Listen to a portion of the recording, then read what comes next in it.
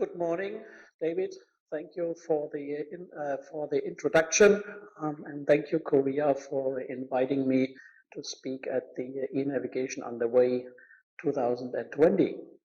What I would like to talk today about is about what is developing in the digital maritime services above and beyond just test beds. So we all know that we had over the last couple of years multiple test beds to validate how the different systems can work. We heard before, for example, from Dr. Wee Song Shim, how things are developing and are actually showing their proof. As Secretary of the International Port CDM Council, I'm seeing that we're actually starting to realize implementations which can be used live and in regular operations rather than just in test beds, which is the next step, which I think it's important for us. I would like to draw the attention in my speech where that is happening, how that is happening, and what could be done next. So if you please go to the next slide. So first of all, I want to draw the attention to the need for digital maritime services. When we talk about digital maritime services, the question is really, does it fulfill a need of the maritime domain? Does it actually give us benefits? And do we have issues which we try to resolve, which implementing digital maritime services?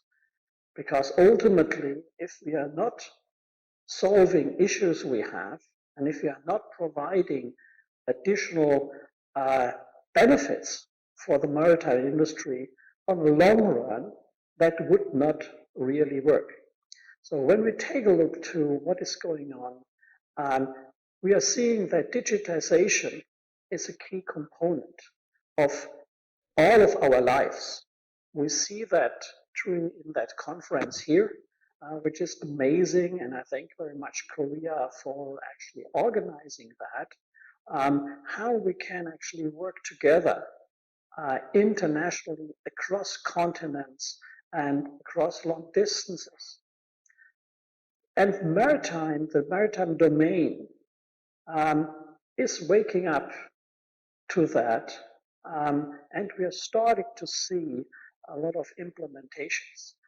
Digitization is and will be a core component of the development, how not only maritime domain is working, but also how maritime is working together with the other aspects of the global supply chain and the global economy. When we take a look to the development, connectivity and data exchange is actually paramount. We have seen that in other presentations, and especially Axel Hahn has pointed that out, that we do need to have those exchanges and connectivity.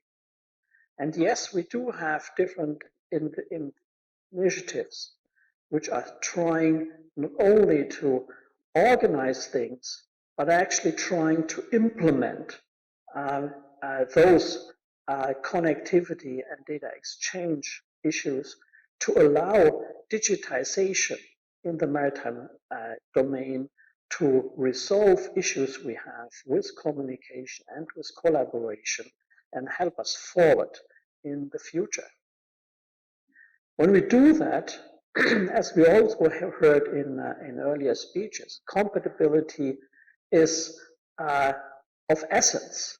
Individual isolated solutions, island solutions will not help us. You can only collaborate if you are able to exchange information in a collaborative way.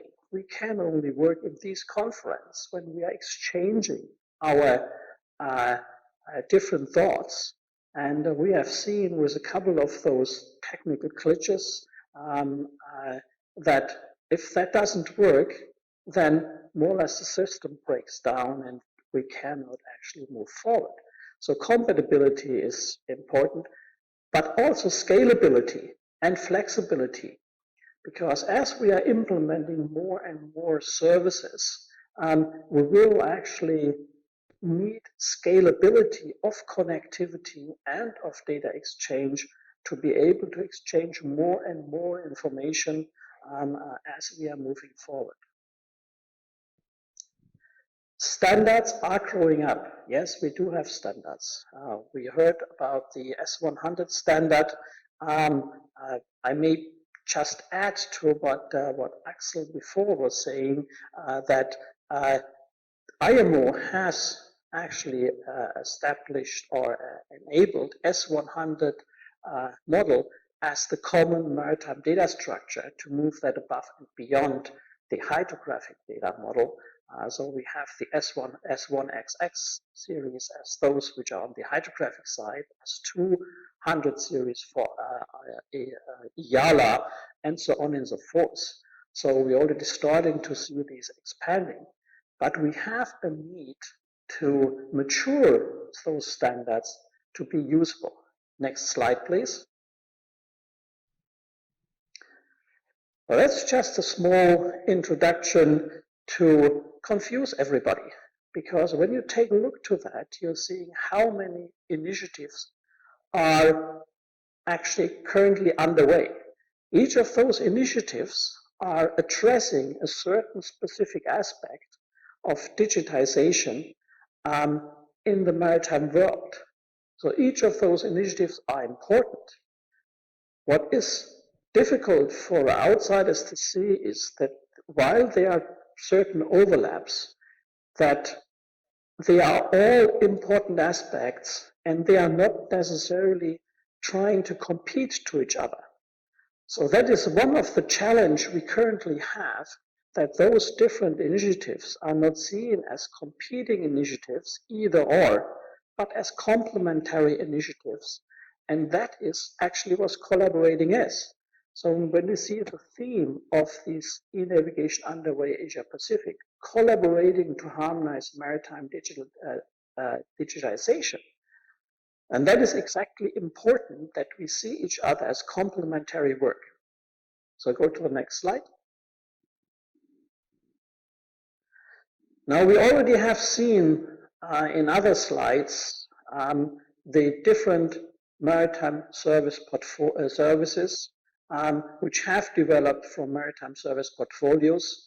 The 16 different maritime services which are defined by IMO and are addressing specific areas which need to be addressed. What is important is that those different maritime services are not necessarily independent of each other. They are building of each other and they are related to each other.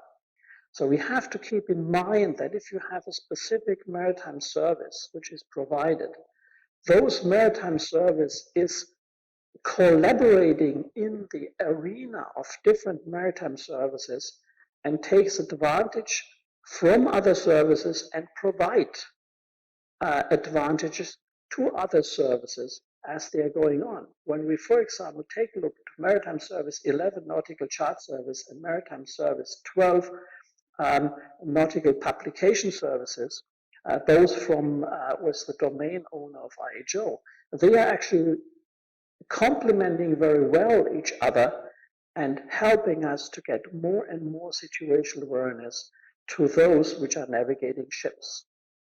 So please keep that in mind as we are moving forward. Please go to the next slide. Now I want to focus a bit on one of the implementations, because as I said before, it is about time and we are seeing implementations as they are going forward. The International Port CDM Council focuses on Maritime Service 4, Port Support Services. Collaboration to increase efficiency and safety of port operations. And it is important that not only within ports we are collaborating, but also that the ports are collaborating with prior ports, the upstream ports, as well as the next port of call, the downstream ports. In addition, it is important to create more efficiency to collaborate with the hinterland connectivity, because the port, in essence, is just a pass-through of goods. So the ultimate goal is the full supply chain.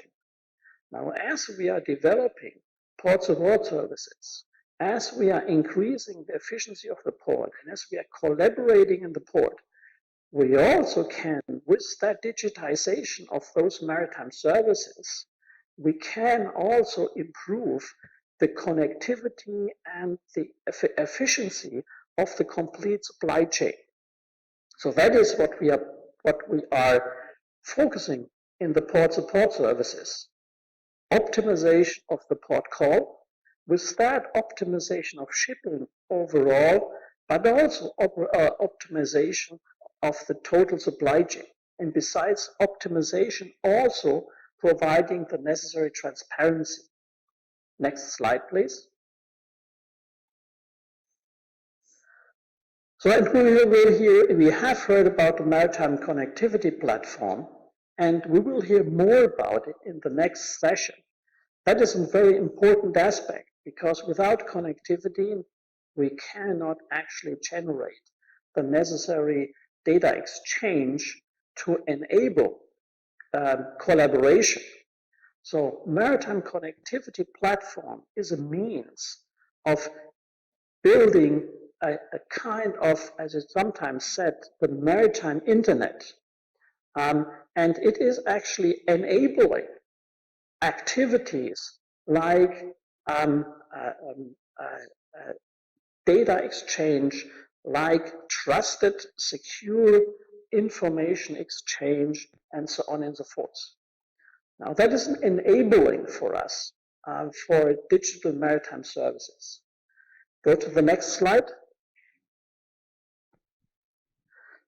So, and now I want, in my last slide, I want to just focus on an actual implementation above and beyond what has happened. So what is actually happening in industry? Is industry actually adopting those changes or not? Because as long as it's just done in test beds, and as long as it's just done in research, and it doesn't reach the real industry, the real shipping, we are still in some kind of an introduction and not in an implementation. But what we already see is that we have implementations, and as an example of those implementations, besides those work being done in NEVIS, those work being done in the Maritime Connectivity Platform Council, I want to highlight one company which is actually a partner in the International Port City Council Marine Fields. They are implementing with their Parasite product the connectivity, exchanging S211 port call messages with ships, with ports, between ports, and enabling the necessary data streams in port community systems, so the port community systems can optimize the handling and the actual port call. So as what we see with that is that, yes, we do have a standard port call, a message format, S211 standard, in the IALA Common Maritime Data Structure domain. We also have industry starting to implement the connectivity, and what we had before, we need more maritime connectivity platform instances. Marine Fields is one of the first industry partners which are actually helping the International Port City Council to go into the field and actually implementing that by building a new platform. Once the MCC has actually built all the necessary documents, which we are trying to do right now. So next slide. With that, I'm finishing my presentation and looking forward to the next talks. Thank you.